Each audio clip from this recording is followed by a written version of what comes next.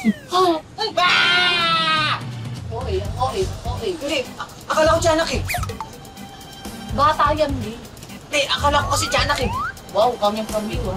Dali lang. Dali nga. Sino ka ba? Ano ginagawa mo rito? Siya kang baho mo, Bea.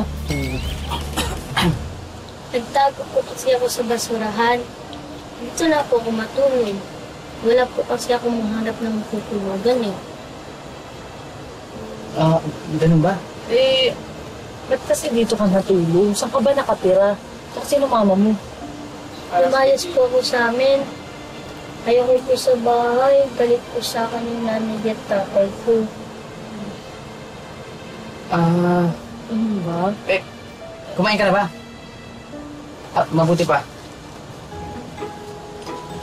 Gosing, bili ka muna ng pandesal para makakain tayong tatlo. Tapos, paliguan ko to. Tinawag mo ba akong bossing kung ako rin naman pala bibili? Ikaw bumili. Paliliguan ko to. Ano, ako lahat? Maglilinis ako jeep. Mamaya na yan. May bata, di ba?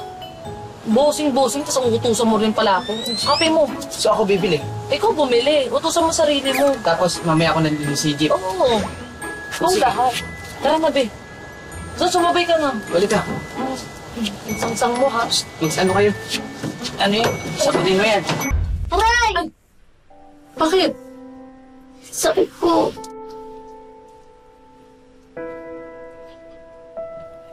Ito ba yung sugat na nakuha mo sa paninakit ng magulang mo? Bakit ka nila sinasaktan?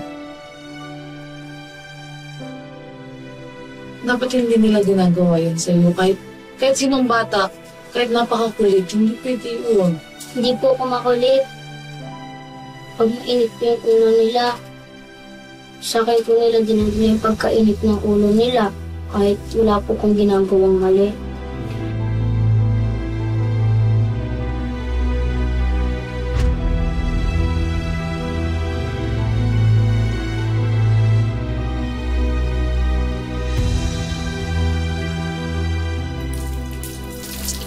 Very hard.